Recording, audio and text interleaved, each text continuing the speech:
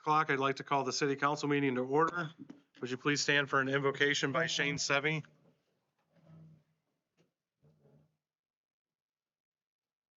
Let's pray. God, we just come to you today, Lord, and you know all, you see all, you go before us in every decision. So, Lord, I just ask that today as decisions are made for our city, and Lord, I just pray that we would seek your face, that we would seek your will, that we would love the things that you love and hate the things that you hate. Lord, I pray that you would be with our city council and our elected officials and everyone that runs the city, Lord, that you would watch over them, that you would put a hedge of protection around them, and Lord, just pull them close to you, Lord, that they would seek your face in these moments. Be with the citizens that have come to voice their concern, Lord, and just help them to be bold. And Lord, just lead their words as well. Lord, we just ask that your presence would fill this room and be over every decision made. And we pray this in Jesus' name. Amen. Good. Turn and face the flag for the Pledge of Allegiance. I pledge allegiance to the flag of the United States of America and to the republic for which it stands, one nation, under God, indivisible, with liberty and justice for all. You may be seated. Clerk, would you call the roll of council members? Lehman. Here. Podak. Here. Cassidy. Here. Baker. Here. Hall. Here. Mendoza. Here. Lake. Here. All are present. Minutes of the previous meeting. Move to approve. Second. We have a motion by Mendoza, a second by Baker to approve the previous meeting minutes. Clerk, would you call the roll, please? Podak. Yes. Cassidy. Yes. Baker. Yes. Hall. Yes. Mendoza. Yes. Lake. Yes. Lehman. Yes. All right, that carries. Communications. I have none. All right. Reported committees, Finance Committee. Thank you, Mr. President. Since our last meeting, the Finance Committee has prepared a Q&A document outlining how water and sewer rates are determined, as well as the legal requirements for financial accounting of these funds. This document is now available on the water and sewer webpage of the city's website, and additionally, I've brought copies tonight. If anyone has not picked one up, they're available right there. The next Finance Committee meeting is scheduled for March 18th, 2025 at 5:30 p.m. in council chambers. Very much. Public Affairs Committee. The Public Affairs Committee hosted our first convos with council this past Saturday. There were 22 people in attendance and discussions lasted almost 2 hours. We touched on a lot of topics, including the processing of leachate, water and sewer rates, city manager form of government, parks and rec, and more. Our next convos with council will be held in June with details forthcoming. The first meeting of Fostoria Women Empowering Women will be held on Monday, March 17th from 5:30 to 7:30 p.m. in the Gary Family YMCA Annex at 125 West North Street. Women of all ages and walks of life are encouraged to attend and bring a friend. Childcare and dinner will be provided. Please RSVP by calling 419-435-2555. Thank you. That is all. Thank you. Law and Ordinance Committee. Nothing new to report. Thank you very much. Report of the officers. Mr. Mayor. Thank you, Mr. President. I would like to have a conversation with council tonight regarding the splash pad. We have received from the citizens who've raised the money in Fostoria $321,075. We have a capital budget grant from the state of Ohio for $150,000. We have an ODNR grant for $466,700 to pay for the restrooms. And the city has pledged $100,000 towards the splash pad. That totals $1,037,775. Steve and I are not in total agreement on all of our dollars, and we'll get into more of that. We have bid the splash pad, and the bid came in, the lowest bid and the best bid came in at $1,297,500 and had four alternatives on it, all of which must be done. The only question is whether or not the city does one or two of them. But that then takes the bid up to $1,359,611. Demolition costs are estimated at $57,000. So we are short just under $550,000. The question is, the citizens have raised a lot of money, taken a lot of time, and put a lot of effort in towards the splash pad. If we walk away from it, we're walking away from almost $600,000 of grant money. So the question before council is, if we bring a resolution to the next council meeting asking to fund roughly $550,000 to build the splash pad, does council want us to do that? And if so, we would be doing it as an emergency because we would have to pass it on the 18th. I think that's the next council meeting, in order to sign the contract so that we can get started. Demolition has already begun. It should be finished on April 4th. And Albeda Construction, who was the low and best bidder, is ready to move in immediately thereafter. Just a couple additional items regarding that. If council decides to move in this direction, we'd actually have two resolutions at the next meeting. One would be to revise our 5-year fiscal recovery plan and get that resubmitted to the Oversight Committee. And then there would be a second resolution where we would appropriate that additional money in the general fund and then also approve it as a transfer into the Park and Rec Fund. So you'd have actually two pieces of legislation. They both would need to be passed, as the mayor said, on an emergency basis, suspending the 3-reading rule, if you so choose to go down that path. And I would add that I think the administration is recommending that we do build the splash pad.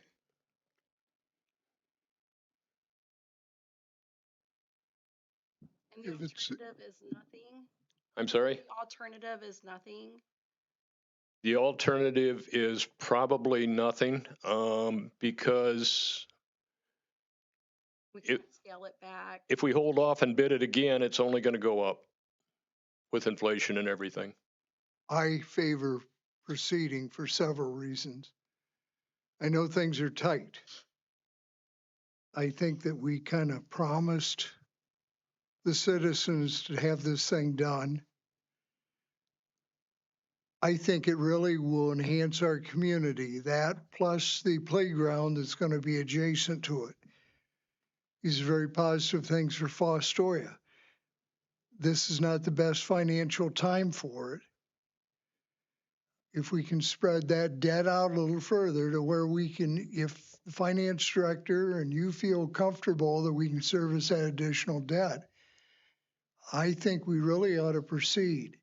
If we don't, this is going to be an issue that comes up next year, 2 years from now, or whatever, and all it's going to do is be the same project, but it's going to cost us several $100,000, $500,000 more. So I really advocate that we kind of stick to our commitment to the community and do it. We'd lose that 466,000 if we didn't do it. The grant money, we'd lose that. Yes, right? you'd lose that. You'd also lose the $150,000 from the state budget. I have two questions, if I may. The first is, if Finance Director, could we see that 5-year forecast once you build that in? Sure, sure. And Thank you. But general fund is healthy, yes, but it's not a dollar amount that you take lightly. And I think it would be beneficial to all of us if we could see what the long-term results are and maybe look at things in a cash day basis. okay. Um, And along those lines, we have 3 major projects this year that have, fortunately, the general fund is able to support. So we have 23 South. If you remember, back in January, we moved $200,000 to capital infrastructure to help get that project completed. We're talking a little over $500,000 on this particular project. So there'll be one more project, assuming the organization in town goes forward with their expansion plans, we'll have a significant additional water project. Those three items are unusual for us to have that much coming through in one year. And you're always working from estimates until you get to the point of where you have to do them. So I would anticipate some relief on the general fund in 26, but we're going to look to use some of that $10 million carryover. Actually, it was a $12 million carryover this year. So, but we'll give you revised numbers in that 5-year forecast. Okay. It'd be helpful to know that, and just like how our income tax is trending, those kind of things, just, we'll be close. We Yeah. won't have the first quarter in at that point, We though. won't have the first quarter, but we should get our first real estate settlement before then. And we will have 2 months, actually 3 months. We won't get our settlement for March, but we'll get our initial deposit for March of the income tax. So I can at least give you some clarity on that. Okay, that would be helpful.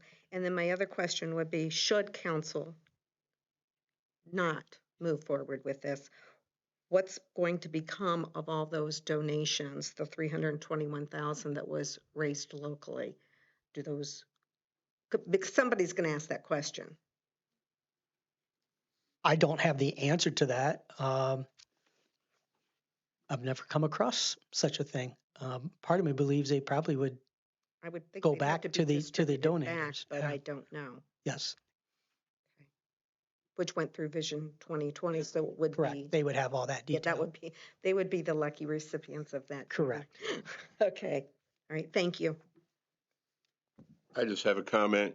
You did mention that there is a playground that's going to go in, and they have committed to do that this year. And I think the price on that was how much? 900 something. 900 and some thousand, almost $1 million. So some other organization is willing to, step in and add to what we already would have if we do the splash pad in Fostoria, a all-inclusive playground right there in that area. So I think we got something going good for change. How are we with our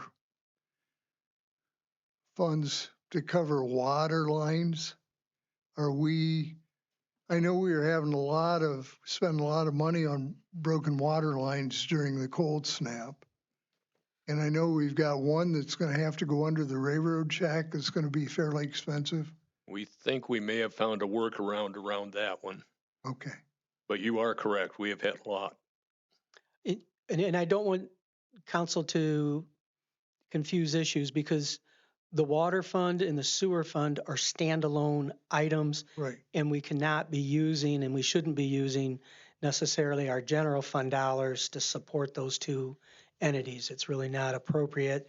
Those two entities need to stand on their own. So this discussion regarding splash pad really sits outside of those funds and really. But if it gets to worst case scenario, we can borrow from the general fund. I don't know the answer to that. Not I at think all?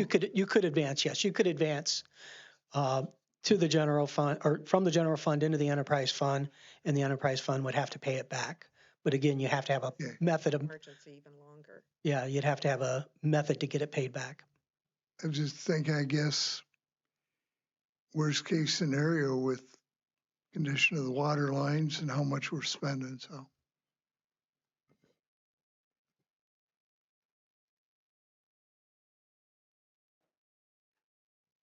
Any other report, Mr. Mayor?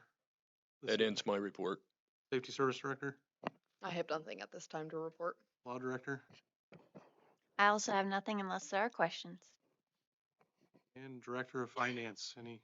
The only item is there's an ordinance tonight to approve the Tax Incentive Review Council's recommendations to continue the tax incentive for 3 entities that have entered into agreement with the city. All 3 entities did report back, provided us information. They are continuing to meet the terms of those agreements. When you look at those agreements, you're looking at what did they agree to. They've agreed to certain employment numbers, and they've all have met those numbers. So our recommendation from the council is for council to continue those agreements another year. I would ask that that get passed. You could potentially do 2 readings, but I have to file the report by March 31st. My only concern is if you did not suspend the 3 reading rule tonight and something like snow or freezing in March and you didn't have a meeting, I'd be in trouble. So if we could pass it with suspending the 3 reading rule, it'd be appreciated. Thank you very much.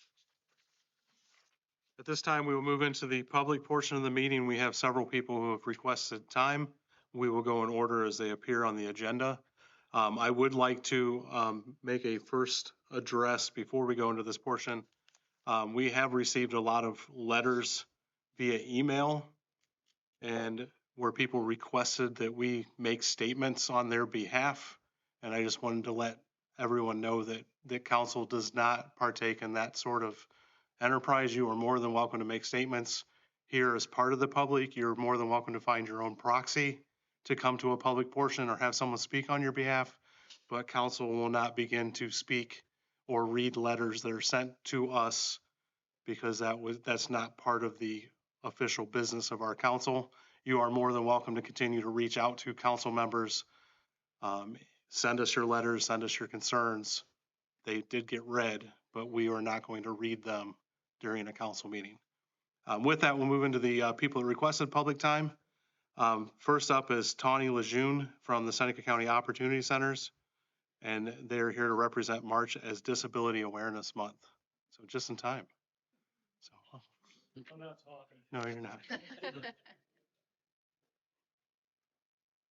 Hi, I'm Lou Hurst, the superintendent at the Seneca County Board of Developmental Disabilities. And March is Disability Awareness Month, so I come every year to say thanks to the city of Fostoria for the support of our program over the years. Sean's got a couple things to say, and then I'll... Yep, and I'm Sean Allison, also with the Seneca County Opportunity Center. And we got a couple of events in March as DD Awareness Month. We got the Thursday, the 13th, which is Bakery Bingo, and doors open at 5:30, and it's at the Opportunity Center gym, so 7:30, $5 a card. The next one is the 27th, we got our celebrity basketball game at the Big Heidelberg Gym. Doors open at 6 with free admissions. Game starts at 7. Then we got our annual Palm Sunday dinner, chicken ham dinner on April 13th. Drive-through only. Pickup times 11 a.m. till 1. And so Sean works part-time here in Fostoria at Seneca Riads. Seneca Riads employs about 58 individuals with developmental disabilities. If you have not toured it, I would encourage you to take a look at it. It's a great program that helps support our folks. The Seneca County Board throughout Seneca County has been growing a lot in terms of number of children. When we were at Tiffin City Council, they talked about the opioid epidemic that has had an impact on us in terms of children that are being raised or that are addicted to drugs and the damage that it has done to their impulse control. So one of the things that we're doing as a board, working with the school districts, is we moved our adult program out into a location in Tiffin. If you're familiar with Tiffin, where Mercy Hospital used to be, we bought those buildings and moved the adult program over there with our service coordination offices as well. And then that gives us room where the adults were in our main campus, just south of Tiffin, to add 3 additional classrooms. So our hope is to add 3 additional classrooms to help offset some of the growing need. Because what school districts are finding is that there are more and more children with severe impulse control issues. And we kind of are the experts in that. And so we're helping coach that.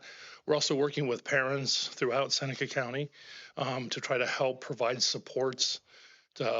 We've had parents being beat up by children, and that's a sad thing, and trying to give the skill sets to the parents of how to interact with those children. As I mentioned, we are continuing to grow. Currently, we're serving about 550 adults and children in Seneca County. For the first time really ever last year, we kind of equaled out in terms of number of children compared to adults. When I started here, it was about 70 adults we served. and now children. Currently, we're serving probably 270 children. So we are meeting the need of trying to get to those children. Growth in autism is impacting that number as well. Depending on which study you read, 1 in 7 children are born today with some type of developmental disability, autism, or ADHD. Most of those do make individuals eligible for our services. So we continue to grow to meet that needs of the community, Fostoria being part of that. And we're just grateful for the support that Fostoria has given us over the years. Nobody likes taxes. Everyone looks at the reality of where the government dollars are going. I will let you know that 2 years ago, we let a levy go, so we didn't collect it to save taxpayer monies. We're still operating within our budget. It's getting tighter. It's typically every 10 years we have asked the community for new money. This is our 10th year. We're hoping to extend that out 3 to 4 years. Hopefully longer, but you just don't know what's going on with budget cuts that we're all going to be faced with. Because the reality is we're serving more people with less money and trying to be as wise steward of taxpayer dollars as we can, because we're all cognizant when we go to the grocery store, it has a larger impact on all of our wallets. Nobody wants additional taxes. But the services we provide are vital to our community. So thank you for your support. Any questions for Sean? Mr. President, I'd like to present a proclamation. Sure.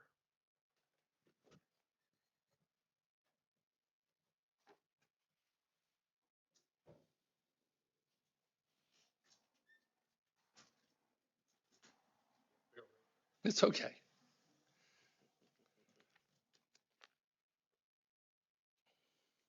I was a little late because I got caught by a train. I know you've never heard that before.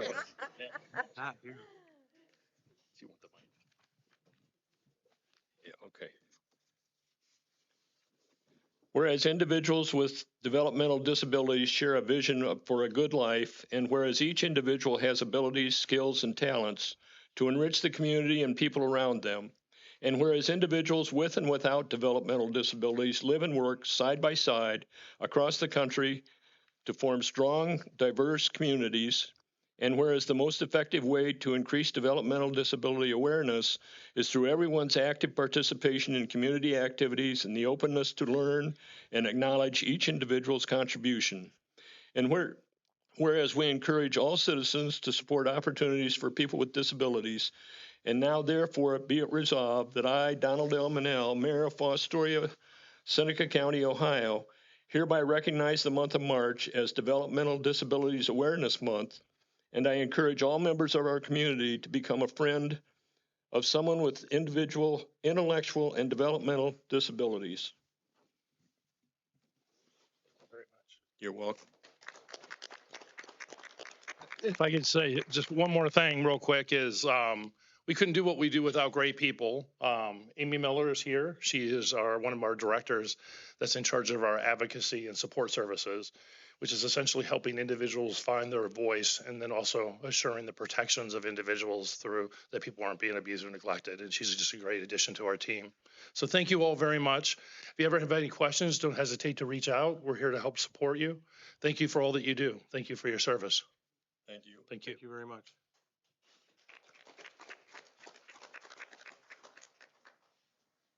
The next member of the public that has asked to address council is Madeline Heckathorn. If you could, if you're here, please approach the dais at the front and limit your comments to 10 minutes. Madeline? Seeing none, we'll move into the third person, Deb Tyson.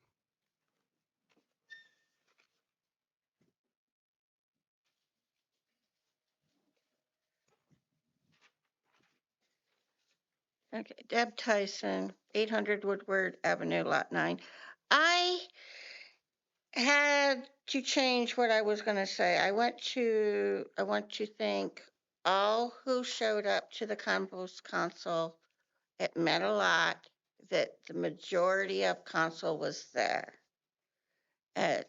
Unfortunately, whoever couldn't make it, that was sad.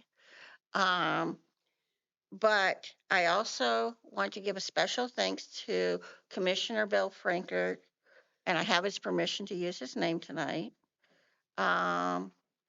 because it meant a lot to see that actually care. I mean, yeah, we have different meetings and stuff, but we need to know that we all care together. And with that, I don't know how many people know that my brother passed on February 24th, a Monday ago. But because of that, I did not get that editorial that I read into City Council in beginning of February. And again, it's just an easy way that we can come here, show up. We can ask for an appointment with anybody. We don't have to do it here. You can do it on the phone. I've done it all these different ways. And yes, you can do an editorial. So if you have a letter, you can do an editorial and it'll go out there for everybody. The other thing I wanted to say was there's a lot of things going on that'll be talked about tonight. I think people need to start doing research and make sure they get their facts. It's really important because I see a lot of people speak before they have facts. And I feel strongly about everything that's going to be presented tonight. But because out of respect for my brother, I have decided that the month of March, I am not going to do this fight that we need to do. I'm going to let everybody else here behind me do it. Thank you. Thank you, Deb. We will now move into the general portion of the public portion of the council meeting. Anyone who is here, you may come up to the dais. You may speak for 3 minutes. We just ask, according to our bylaws on council, that you give us your name and address for the record so it can be spoken into the record, and limit your comments to 3 minutes. Perfect. Come on up.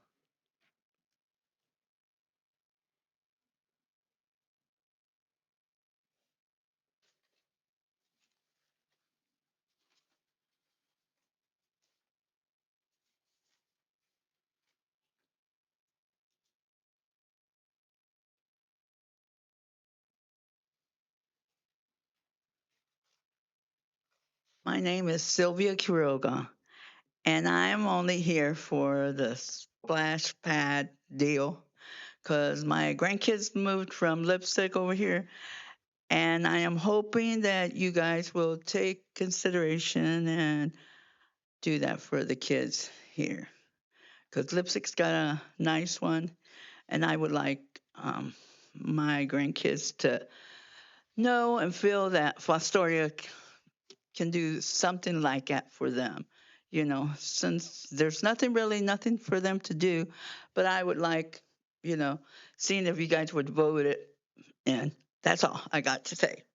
Thank you.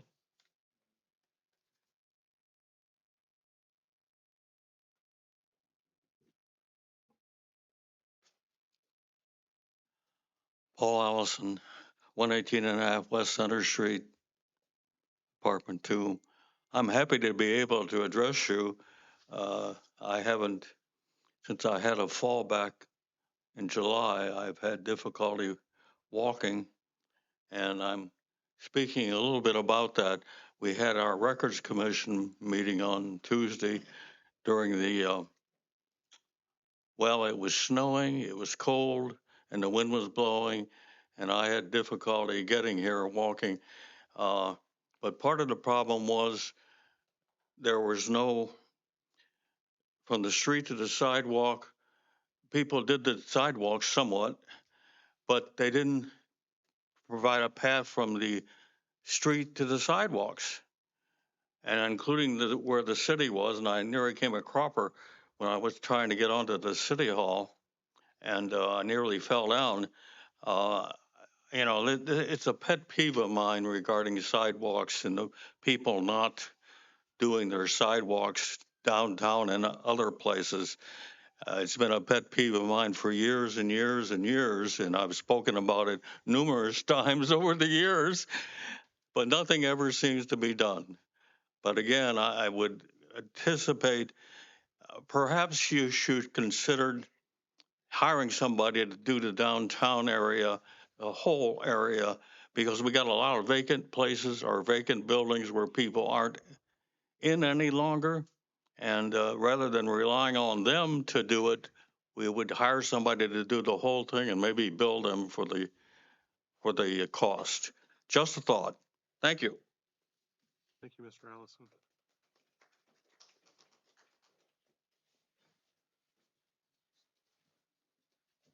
Good evening, Joy Walters, 482 Hoover Drive. Thank you so much for putting together the council convo. That was excellent. I really appreciated it, and I hope to see more. I think that it's necessary, and I just want everybody to know that it went very smoothly. It was civil. Everybody had passionate things to share, but it was great, handled wonderfully. My only suggestion would be that those Bob gets a seat in the front next time, and I can explain that later. So anyway, I handed out a list of citizen questions and concerns to not everybody. I didn't have enough, unfortunately. But I would like to read them just for the public record. And I also did add just a couple other things myself today. And also I did send out a bulk email to all of you regarding the, You're okay. oh, I was having technical issues with my stopwatch. okay. You're good. Regarding the use of solar, but for whatever reason, it didn't go through. So I'm going to have to update, I guess, and try to resend that to you. So anyway, the citizen questions and concerns regarding the leachate. Has Mayor Manel cleared further degradation of the portage with the H2 Ohio program? Number 2, will tests be conducted to include PFAS and all heavy metals before discharge? Number 3, is the landfill using the mandated practice of treating all leachate with hydrogen peroxide before placing in tanker trucks to be disposed of? Number 4, can the city of Fostoria be litigated against if it's discovered that we are polluting the portage with anything unlawful such as forever chemicals? Number 5, does the stance of the mayor still sit, does the stance of the mayor sit with the only way out of emergency is to partner with the landfill? Number 6, do city bylaws give the mayor the power single-handedly to make these decisions regarding the acceptance of leachate into our city's system? Number 7, this is regarding a video that Elliot Schaefer conducted with Eric Keckler when he was mayor. Back in 2020, then Mayor Keckler said we couldn't safely process this type of leachate from the landfill. What has changed? Number 8, at prior city council meeting on February 20th, Mayor stated that the cleanup was complete, but we will still continue accepting leachate. After a lengthy conversation with Harold Huffman, landfill inspector employed by Seneca County General Health District, he stated it was not cleaned up yet. 9, the mayor is suggesting that we will be in a wait and see position regarding the success or unsuccess of accepting leachate. The caveat was to potentially provide citizens a savings to a rate hike as well as assistance associated to costs of the lead pipe replacement leading to their home and such. Wouldn't public opinion concerns as well as emotions be better acknowledged, addressed, and honored by guaranteeing this will be successful before signing any business contract with Wind Waste? 10, the mayor has traveled to Columbus to stand in agreement with SB 119. He has attended EPA hearings, made statements against the landfill's expansion and further risks. He and City Council board members aligned and agreed with the Seneca County Regional Health District and Board Appeals decision regarding the denial of license renewal to Wind Waste. Walters, your time is up. One more thing. That's fine. Go ahead, squeeze it in. This is emotional. We had 6 beautiful reservoirs for citizen enjoyment and natural habitat. Why is it trending to annihilate natural resources today? Thank you. Thank you.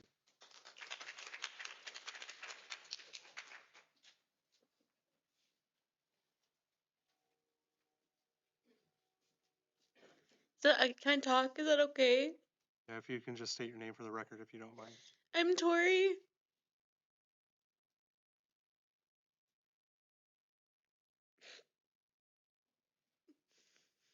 I just want to be able to get back home.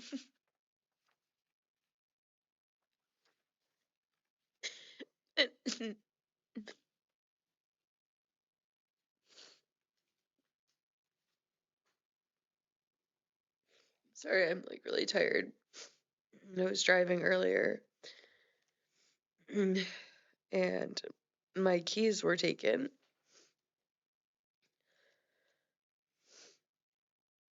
And I just want to be able to tap them back.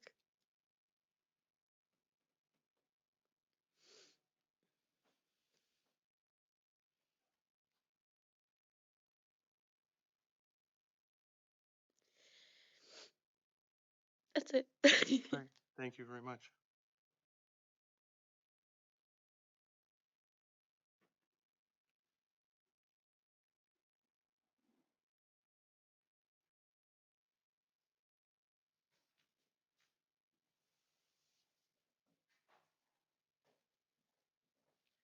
Good evening. My name is Jill Filliater, 402 West Culbertson Street.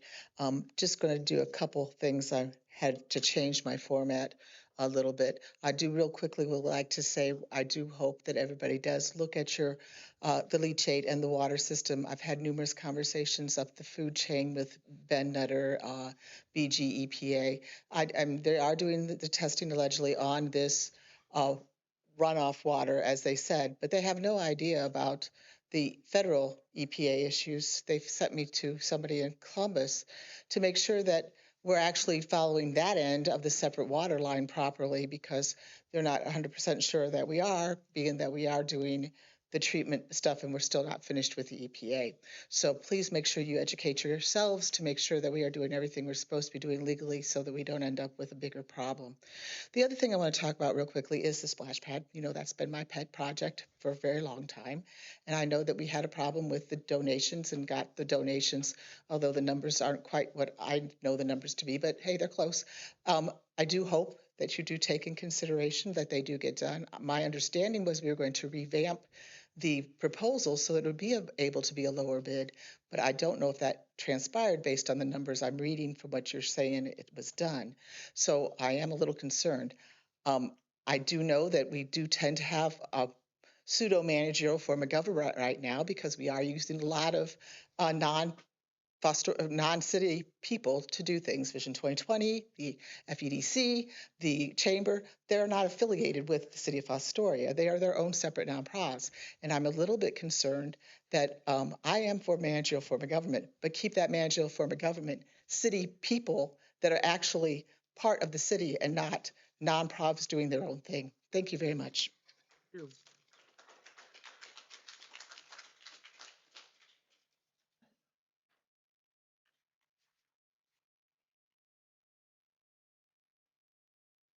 Find that after I just got something real quick. Rebecca Kimball, I'll put my address on the paper. You know how I feel about saying it. My question is there like anything we can do as a community? Like, in Findlay, they have, certain like thrift stores and stuff. And the money that they get, I know from one of the thrift stores goes to like Mount Blanchard Hospital or whatever. Is there anything that we can do as a community here to where we donate stuff, sell stuff, and try to make money that we need for things in this town? And that's all I have today. Nothing crazy, but just an idea. Thank you very much.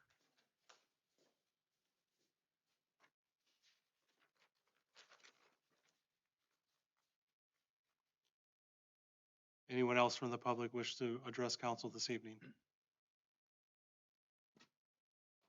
Seeing none, we'll move into old business.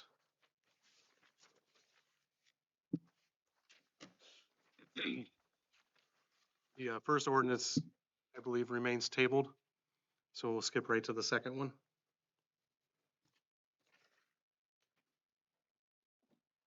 It's the 2023-14, Yeah, I got it. the GL chip lab.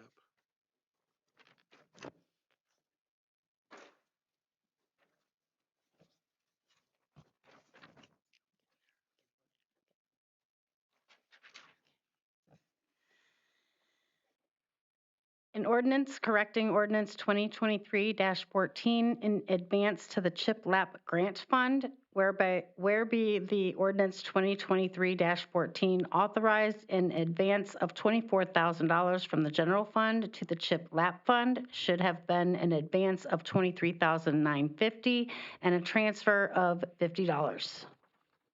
That was the second reading of that ordinance.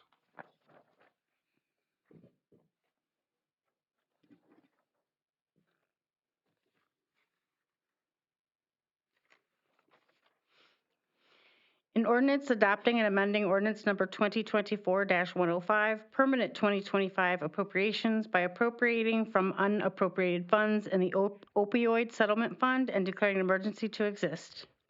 That is the second reading of that ordinance, and that concludes old business. We'll move into new business. A resolution authorizing, empowering, and directing the Director of Public Service and Safety, acting as agent of the City of Fostoria, to execute and deliver to the Seneca County Land Reutilization Corporation all necessary instruments to effect a good and sufficient conveyance of parcel of land from the City of Fostoria to the Seneca County Land Reutilization Corporation in the vicinity of 537 South Poplar Street. That was the first reading of that resolution.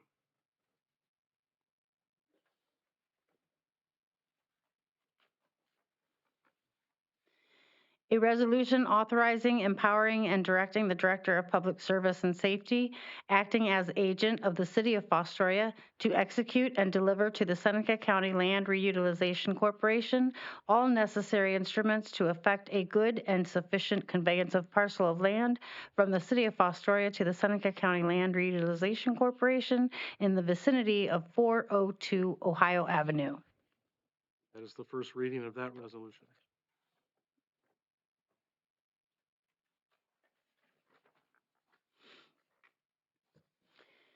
An ordinance accepting the recommendation of the Tax Incentive Review Council and declaring an emergency to exist. Move to suspend the three reading rule on three separate occasions. Second. We have a motion by Cassidy, a second by Lehman to suspend the three reading rule on three separate occasions. Clerk, would you call the roll, please? Cassidy, Yes. Baker, Yes. Hall, Yes. Mendoza, Yes. Lake, Yes. Lehman, Yes. Hodak. Yes. The three reading rule has been waived. Move to adopt. Second. We have a motion by Cassidy, a second by Baker to adopt. Clerk, would you call the roll, please? Baker, Yes. Hall, Yes. Mendoza, Yes. Lake, Yes. Lehman, Yes. Hodak, Yes. Cassidy. Yes. That does pass. It becomes ordinance number 2025-17.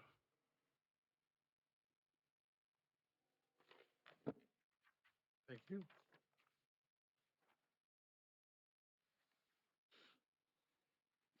An ordinance amending section 1355.02 of the codified ordinances of the City of Fostoria, Ohio, entitled Additions, Insertions, and Changes relating to fees and permissible grass height. That is the first reading of that ordinance.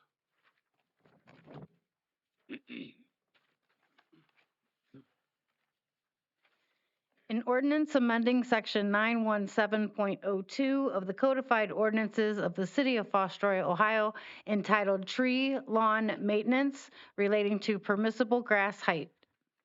That is the first reading of that ordinance.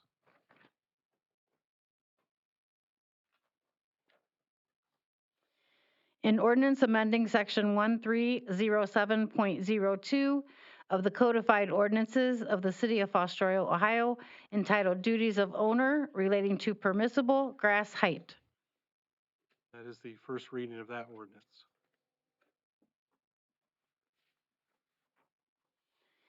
An ordinance amending section 1305.04 of the codified ordinances of the City of Fostoria, Ohio, entitled Yard Area Maintenance relating to fees and permissible grass height. That is the first reading of that ordinance. I move to table the next ordinance if it's the one for the water body. We have a motion to table. Is there a second? Second that. We have a second. So we have a motion by Podak, a second by Lake to table the ordinance Clerk, would you call the roll, please? Lehman, Yes. Podak, Yes. Cassidy, No. Baker, Yes. Hall, No. Mendoza, Yes. Lake. Yes. The motion to table does carry, and this ordinance is tabled and will be left in the new business portion of the docket for the next meeting. Is there any need to go into executive session this evening? Seeing none, we'll move into miscellaneous business. Go ahead.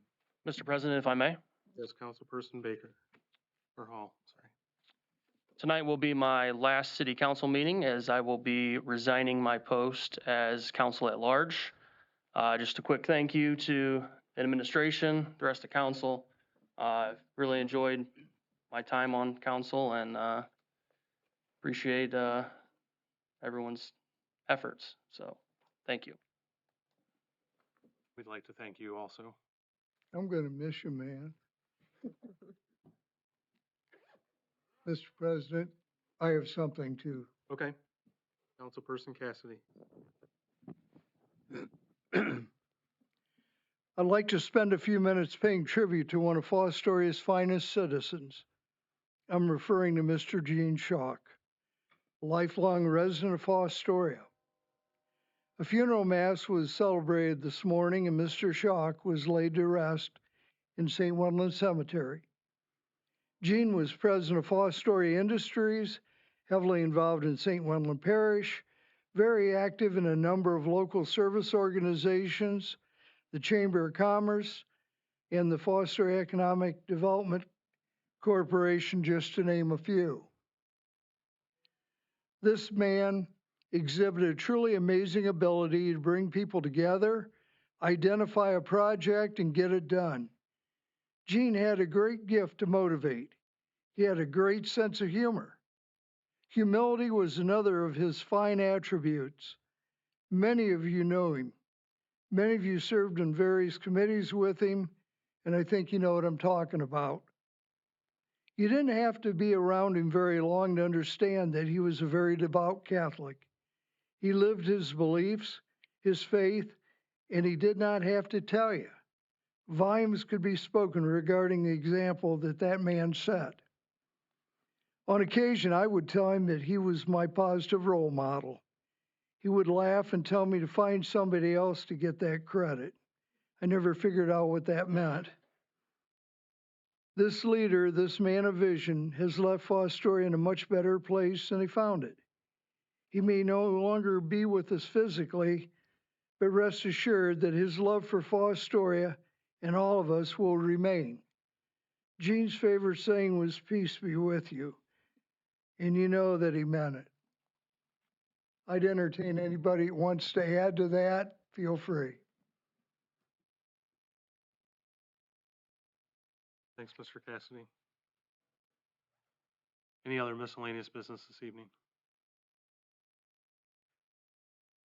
Seeing none, I'll entertain a motion to adjourn. So moved. Do we have a second? Second. We have motion by Cassidy, second by Baker to adjourn. Clerk, would you call the roll, please?